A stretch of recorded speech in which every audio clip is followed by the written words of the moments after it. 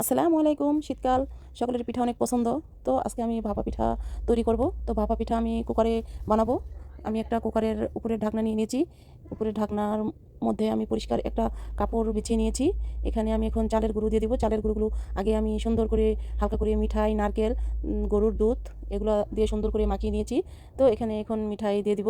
মিঠাই যে যেরকম মিষ্টি খান সে সেরকম ভাবে মিঠাই দিতে পারেন। মিঠাই আমি পাতলা করে কেটে নিয়েছি।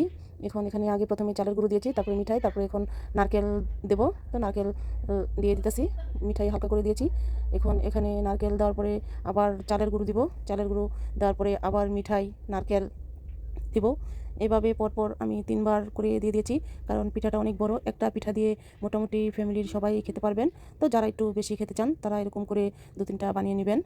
এখানে আমি পিঠাটা অনেক মোটা করে বানিয়ে নিয়েছি, সে কারণে একটু পরপর মিঠাই, নারকেল দিয়ে দিয়েছি। এভাবে আমি 3বার করে দিয়েছি, কারণ আমি পিঠাটা অনেক বড় বানাবো, আগেই বলেছি।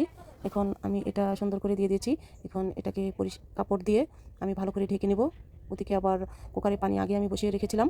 কুকারের পানিগুলো কুকারটা আমি সুন্দর করে বসিয়ে দিলাম। তো এটাকে আবার দেখানোর জন্য একটু কাপড়টা সরিয়ে দিলাম।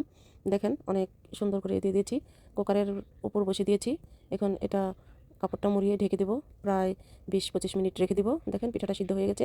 এখন এটাকে নামিয়ে নিয়েছি। এই বড় তো পিঠাটা, সে কারণে একটু উপরটা হালকা করে ফেটে গেছে। তো পিঠাটা বেশি জাতা দেই নেই, কারণ পিঠাটা অনেক নরম তুলতুলে হয়েছে। এখন এটাকে ছুরি দিয়ে কেটে নিব। ছুরি দিয়ে কেটে নিয়ে তারপর পিস পিস করে রাখবো। যার যখন খেতে ইচ্ছা করবে তখন খাবে।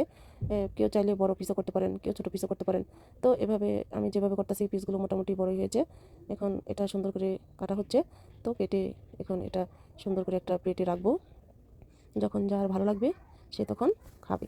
পিঠাটা অনেক সুন্দর গ্রান হয়েছে, কারণ এটার গরুর দুধ দিয়েছি, নারকেল দিয়েছি। অনেক মজা হয়েছে পিঠাটা।